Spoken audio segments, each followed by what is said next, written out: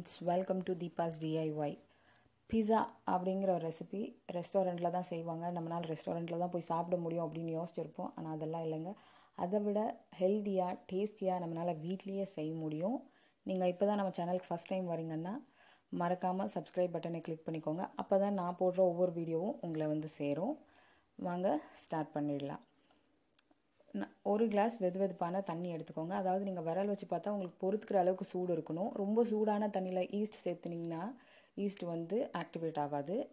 ஒரு டம்ளர் தண்ணியில் 2 ஸ்பூன் சர்க்கரை சேர்த்துருக்குறேன். சர்க்கரை நல்லா கரைய விட்டுக்கோங்க. சர்க்கரை நல்லா கரைஞ்சப்புறம் 1 டேபிள் ஸ்பூன் ஈஸ்ட் சேர்த்துக்க போகிறேன். ஈஸ்ட் சேர்த்து நல்லா கலந்து விட்டுட்டு ஒரு 10லேருந்து 15 நிமிஷம் தனியாக வச்சுருங்க. அது கொஞ்சம் பொங்கி வரட்டும். அப்படி மேலெல்லாம் கொஞ்சம் பபிள்ஸ் ஃபார்ம் ஆகும். ஸோ அது வரைக்கும் விட்டுடுங்க. மூடி வச்சு ஒரு வெதுவெதுப்பான இடத்துல விட்டுருங்க.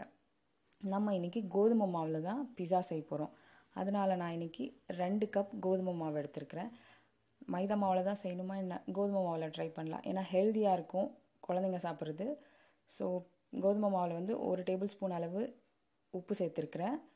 இட்டாலியன் சீசனிங் கொஞ்சம் சேர்த்துக்க போகிறேன். இது வந்து ஆப்ஷனல் தான். இது சேர்த்தா கொஞ்சம் ஃப்ளேவர்ஃபுல்லாக இருக்கும் மாவு. உங்களுக்கு வேணும்னா சேர்த்துக்கலாம், இல்லைன்னா ஸ்கிப் பண்ணிடலாம். அதோட 2 டேபிள் ஸ்பூன் ஆலிவ் ஆயில் சேர்த்துக்க போகிறேன். ஆலிவ் ஆயில் தான் சேர்த்துக்கணும்னு இல்லை, உங்கள்கிட்ட என்ன வெஜிடபிள் ஆயில் இருக்கோ அதை சேர்த்துக்கோங்க. மற்ற எண்ணெய், கடலை எண்ணெய் அந்த மாதிரியெல்லாம் சேர்த்திங்கன்னா உங்களுக்கு அந்த கடலை எண்ணெய் ஸ்மெல் வரும். அதனால ஃப்ளேவர்லெஸ் ஆயிலாக சேர்த்துக்கோங்க. சேர்த்துட்டு எண்ணெய் வந்து எல்லா இடத்துலையும் படுற மாதிரி நல்லா பசைஞ்சிக்கோங்க. பசைஞ்சிட்டு கொஞ்சம் கொஞ்சமாக நம்ம ஈஸ்ட் தண்ணியை விட்டு ஒரு சப்பாத்தி மாவு பதத்துக்கு பசைஞ்சிக்க போகிறோம். பாருங்கள், நல்லா பொங்கி இருக்குது. இப்போ நம்ம கொஞ்சம் கொஞ்சமாக சேர்த்து பசைஞ்சிக்க போகிறோம். ஒரே டைம் சேர்த்துனிங்கன்னா பசைகிறது கொஞ்சம் கஷ்டமாக இருக்கும். அதனால் கொஞ்சம் கொஞ்சமாக விட்டு பசைஞ்சிக்கோங்க. சப்போஸ் நீங்கள் ஃபஸ்ட் டைம் செய்கிறீங்க, எனக்கு ஈஸ்ட் தண்ணி எவ்வளோ எடுக்கணும்னு தெரியாது அப்படின்னா ஒன்றும் பிரச்சனை இல்லை. நீங்கள் கொஞ்சம் ஈஸ்ட் தண்ணி எடுத்துக்கிட்டு கொஞ்சம் வெதுவெதுப்பான தண்ணி வச்சுக்கோங்க. ஈஸ்ட் தண்ணி காலி ஆயிடுச்சுன்னா அந்த சுடு தண்ணியை வந்து, அதாவது ரொம்ப சூடாக இருக்கக்கூடாது, அதுவும் வெதுவெதுப்பாக தான் இருக்கணும். அதை விட்டு கொஞ்சம் கொஞ்சமாக பசைஞ்சிக்கோங்க. பசைஞ்சிட்டு அதை வந்து ஒரு ஒர்க் ஸ்பேஸ்க்கு வந்து ட்ரான்ஸ்ஃபர் பண்ணிக்கோங்க. உங்களுக்கு அப்போ பசைகிறது கொஞ்சம் ஈஸியாக இருக்கும்.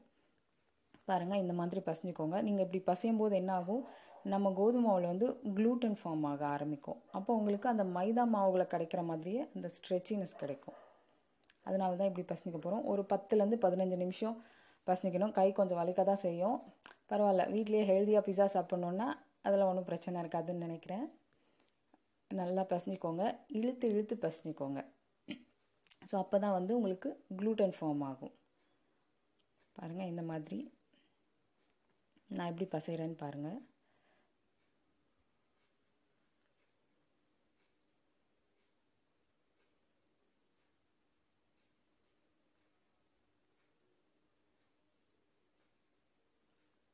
இந்த மாதிரி இழுத்து இழுத்து ஒரு 10லேருந்து 15 நிமிஷம் நல்லா பசைஞ்சிக்கோங்க. நீங்கள் எந்த அளவுக்கு பசைகிறீங்களோ அந்த அளவுக்கு உங்களுக்கு பிஸா சாஃப்டாக வரும். அவ்வளோதான். நம்ம எந்த அளவுக்கு கம்மியாக பசைகிறோமோ அந்த அளவுக்கு ஹார்ட் ஆகிடும். ஸோ நம்ம கையில் தான் இருக்குது. பிஸா சாஃப்ட் ஆகிறதும் ஹார்ட் ஆகிறதும். நல்லா பசைச்சிக்கோங்க. நல்லா பசைஞ்சிட்டு டக்கின் அப்படின்னு சொல்லுவாங்க. ஸோ மேலே இருக்கிறத வந்து கீழே மடித்து விட்டுக்கிட்டு, ஸோ நம்ம டக்கின் பண்ணுற மாதிரி அந்த மாதிரி மடித்து வச்சுக்கலாம். வச்சுட்டு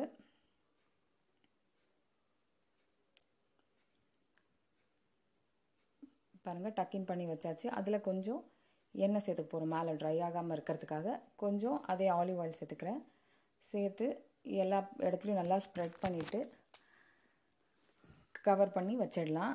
இது ஒரு 2லேருந்து 3 மணி நேரம் இருக்கட்டும். நான் வந்து கிளிங் ரேப் போடுறேன். இதுதான் போடணும் அப்படின்னு அவசியம் இல்லை. இங்கே கிளைமேட் ரொம்ப சில்லுன்னு இருக்குது. ஸோ இது போட்டால் கொஞ்சம் சீக்கிரமாக ஃபர்மெண்ட் ஆகும் அப்படிங்கிறதுனால இது நான் போடுறேன். நீங்கள் வந்து காற்று போகாமல் எதில் எப்படி க்ளோஸ் பண்ண முடியுமோ அப்படி க்ளோஸ் பண்ணி வச்சுக்கோங்க. க்ளோஸ் பண்ணி ஒரு 2 ஹார்ஸ் வச்சுருங்க. 2 ஹார்ஸ் வச்சிங்கன்னா மாவு அப்படியே டபுள் ஆகிடும். இல்லை 2 ஹார்ஸ் இல்லை, என்னோடய கிளைமேட் ரொம்ப சில்லுன்னு இருக்குன்னா கொஞ்சம் நிறைய நேரம் வச்சுக்கோங்க. இல்லை எனக்கு 1 ஹவர்லேயே ஆகிடும்னா பிரச்சனை இல்லை. ஸோ மாவு எப்போ டபுள் ஆகுதோ அப்போ வந்து நம்ம எடுத்துக்கலாம். பாருங்கள், எனக்கு 2 மணி நேரம் ஆச்சு. நல்லாவே டபுள் ஆகிருக்கு. இப்போ இதில் ஒரு டிஷ்ஷும் எனக்கு இது பண்ண ரொம்ப பிடிக்கும். ஸோ மாவு மெதுவாக வெளியே எடுத்து நம்ம இது ஈக்குவல் போர்ஷன்ஸாக பிரிச்சுக்க போகிறோம். நமக்கு எத்தனை பிஸா வேணுமோ அந்த அளவுக்கு ஈக்குவல் போர்ஷன்ஸில் நம்ம பிரிச்சுக்க போகிறோம். நான் இதை வந்து இன்றைக்கி 3 ஈக்குவல் பார்ட்ஸாக எடுத்துக்க போகிறேன். ஏன்னா 3 பிஸா செய்ய போகிறோம். ஸோ அதனால் 3 ஈக்குவல் பார்ட் எடுத்துக்கிட்டு ஒன்று வந்து மறுபடியும் நல்லா டக்கின் பண்ணிக்கோங்க. நான் இது வந்து கார்ன்ஃப்ளவர் எடுத்துருக்கிறேன். ஸோ உங்களுக்கு அந்த கீழே வந்து நல்லா கிறிஸ்பியாக ஃபார்ம் ஆகும் அப்படின்ட்டு கார்ன்ஃப்ளவர் எடுத்துக்கிறேன். அப்படி இல்லைனா நீங்கள் கோதுமை மாவே சேர்த்திக்கலாம். சப்போஸ் உங்கள்கிட்ட கார்ன்ஃப்ளவர் இருந்ததுன்னா கார்ன்ஃப்ளவர் போட்டு நல்லா தேய்ச்சிக்கோங்க. நான் இன்றைக்கி தின் க்ரஸ்ட் பிஸா பண்ண போகிறதுனால கொஞ்சம் மெலிசாக உருட்டிக்க போகிறேன்.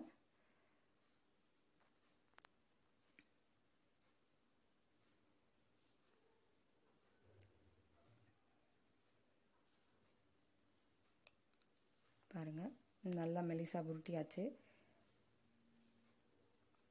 இதில் வந்து இப்போ ஒரு ட்ரேக்கு ட்ரான்ஸ்ஃபர் பண்ணிடலாம். நான் இன்றைக்கி ட்ரேயில் தான் வைக்க போகிறேன். அதாவது பேக்கிங் ட்ரேயில் தான் வைக்க போகிறோம். பிஸா ட்ரே எல்லாம் எதுவுமே கிடையாது. சைடில் கொஞ்சம் அப்படியே அழுத்தி விட்டுக்கோங்க. ஏன்னா நம்ம ஸ்டஃபிங் வைக்கிறது கரெக்டாக இருக்கும். அழுத்தி விட்டுட்டு நம்ம வந்து ஃபோக் யூஸ் பண்ணி நடுவில் வந்து அப்படியே குத்திக்க போகிறோம். அந்த ஓட்டை போட போகிறோம். அது எதுக்கு அப்படின்னா இது வந்து நல்லா வேகும், வந்து கிராக் விழாமல் இருக்கிறதுக்காக. பாருங்கள், இந்த மாதிரி நீங்கள் இந்த மாதிரி செஞ்சிங்கன்னா உங்களுக்கு மாவில் வந்து கிராக் விழாது. இல்லைன்னா ஏர் வந்து உள்ளே போகாமல் உங்களுக்கு மாவு வந்து கிராக் விழுறதுக்கான சான்ஸ் இருக்குது. ஸோ இந்த மாதிரி செஞ்சுருங்க. இந்த மாதிரி செஞ்சுட்டு நம்ம பிஸா சாஸ் வந்து மேலே ஸ்ப்ரெட் பண்ணிக்க போகிறோம். நான் இன்றைக்கி வந்து ஹோம்மேட் பிஸா சாஸ் தான் எடுத்துருக்கிறேன். நீங்கள் கடையில் வாங்குறதோட ரொம்ப சீப்பாக ப்ரிசர்வேட்டிவ் இல்லாமல் பிஸா சாஸ் வந்து நீங்கள் வீட்டிலே செஞ்சுக்கலாம். பிஸா சாஸ் எப்படி செய்கிறதுன்னு நான் என்னோடய வீடியோவில் போட்டிருக்கிறேன். நீங்கள் டிஸ்கிரிப்ஷனில் வந்து நான் லிங்க் கொடுக்குறேன், அதை வந்து பாருங்கள். பிஸா சாஸ் இது வீட்டில் செஞ்ச பிஸா சாஸ். பாருங்கள் எவ்வளோ நல்லா இருக்குது. நல்லா ஸ்ப்ரெட் பண்ணி விட்டுக்கோங்க. ஸ்ப்ரெட் பண்ணிவிட்டு உங்களுக்கு எவ்வளோ சாஸ் வேணுமோ அவ்வளோ போட்டுக்கலாம். ஏன்னா அந்த சாஸ் தான் வந்து உங்களுக்கு நல்லா ஃப்ளேவர் கொடுக்கும் பிஸாக்கு. சாஸ் நல்லா ஸ்ப்ரெட் பண்ணிட்டு அதுக்கப்புறம் கொஞ்சம் கொஞ்சம் சீஸ் ஆட் பண்ணி டாப்பிங்ஸ் ஆட் பண்ணால் அவ்வளோதாங்க நம்ம பிஸா. நான் இன்றைக்கி சீஸ் வந்து மோசரல்லா சீஸும் எடுத்துக்க போகிறேன், ப்ராசஸ் சீஸும் எடுத்துக்க போகிறேன். இது வந்து ஆப்ஷனல் தான். ஸோ மோசரல்லா சீஸ் கொஞ்சம் அப்படியே ஸ்ப்ரெட் பண்ணியிருக்கிறேன். நான் மோசரல்லா சீஸ் வந்து எடுத்து கிரேட் பண்ணி வச்சுருக்கிறேன். இது வந்து மில்கி மிஸ்டோட மோசரல்லா சீஸ், ரொம்ப நல்லாயிருக்கும். இது கொஞ்சம் நல்லா கீழே ஃபுல்லாக சீஸ் ஸ்ப்ரெட் பண்ணிக்கிட்டு டாப்பிங்ஸ் வந்து உங்களுக்கு என்ன டாப்பிங்ஸ் வேணுமோ, இது வந்து நம்மளோட பிஸா, நீங்கள் ஃபுல்லாக டாப்பிங்ஸ் போட்டுக்கலாம். இல்லை டாப்பிங்ஸே இல்லாமல் வெறும் சீஸ் மட்டும் கூட போட்டு செய்யலாம். ஸோ இது நம்மளோட ஆப்ஷன்ஸ் தான். நான் இன்றைக்கி வந்து வெங்காயம் எடுத்துருக்கிறேன். வெங்காயம், கேப்சிகம், அப்புறம் தக்காளி அண்ட் தென் கார்ன் எடுத்துருக்கிறேன். ஸோ இதெல்லாம் இன்றைக்கி டாப்பிங்ஸ் நான் சேர்த்துக்க போகிறேன். டாப்பிங்ஸ் வந்து முழுக்க முழுக்க உங்களோட ஆப்ஷன்ஸ் தான்.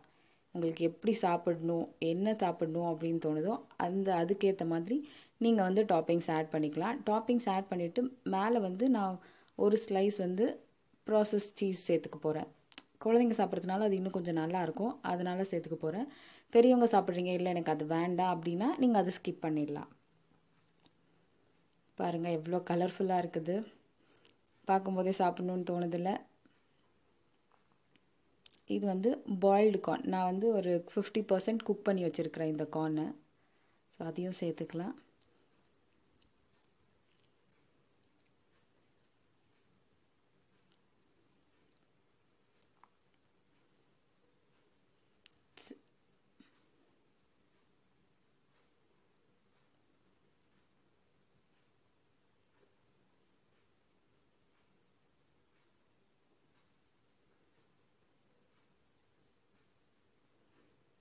ஒரு ஸ்லைஸ் ப்ராசஸ் சீஸ் எடுத்துக்கிட்டேன். ப்ராசஸ் சீஸ் வந்து சின்ன சின்னதாக பிச்சு போட்டுக்க போகிறோம். அவ்வளோதாங்க. இது வந்து பேக் பண்ணுறதுக்கு ரெடியாக இருக்குது. நீங்கள் இதை கடாயிலையும் செய்யலாம். கடாயில் செய்யணுன்னா கடாய் வந்து ஒரு 10 to 15 minutes ஹை ஃப்ளேமில் ப்ரீ ஹீட் பண்ணுங்கள். மூடி வச்சு ப்ரீ ஹீட் பண்ணிவிட்டு அதில் வந்து ஒரு 10 minutes வச்சா போதும், பேக் ஆகிடும் உங்களுக்கு. நான் இன்றைக்கி வந்து அவனில் பேக் பண்ண போகிறேன். அவனில் பேக் பண்ணுறதுனால அவனை வந்து ப்ரீ ஹீட் பண்ணும். அதாவது 10 minutes 180 degreeல ப்ரீ ஹீட் பண்ணிக்கோங்க. ப்ரீ ஹீட் பண்ணிட்ட உடனே இதை வந்து நம்ம 20 minutes வைக்க போகிறோம்.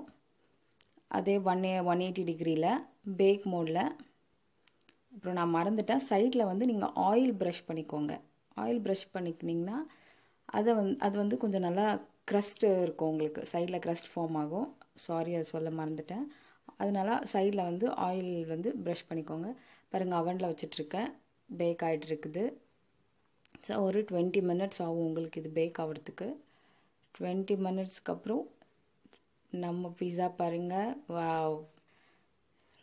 பார்க்கவே ரொம்ப கலர்ஃபுல்லாக நம்ம ரெஸ்டாரண்ட்டில் வாங்குகிற அதே டெக்ஸ்சரோட இருக்குது. நான் இன்றைக்கி ஒரு பிளேட்டில் மாற்றி ஸ்ப்ரிங்கிள்ஸ் போட்டு கட் பண்ணிக்க போகிறேன். பாருங்கள், சீசனிங் கொஞ்சம் ஆட் பண்ணுறேன். சீசனிங் ஆட் பண்ணி கட் பண்ணி என்ஜாய் பண்ண போகிறோம். நீங்களும் இது மறக்காமல் வீட்டில் ட்ரை பண்ணுங்கள், உங்களால் முடியும். நான் சொல்கிற டிப்ஸ்லாம் அப்படியே ஃபாலோ பண்ணிங்கன்னா உங்களுக்கும் சூப்பரான பீஸா வீட்லேயே ஒரு ½ an hourல நீங்கள் செஞ்சு முடிச்சிடலாம். என்ன, நமக்கு அந்த ஃபர்மெண்டேஷன் டைம் தான் அதிகமாகுமே தவிர மற்றபடி சீக்கிரமாக நீங்கள் செஞ்சிடலாம். செஞ்சு குழந்தைங்களோட என்ஜாய் பண்ணுங்கள்.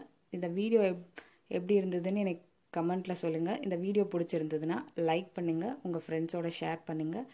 மறுபடியும் இன்னொரு வீடியோவில் பார்க்குறேன். தேங்க்யூ.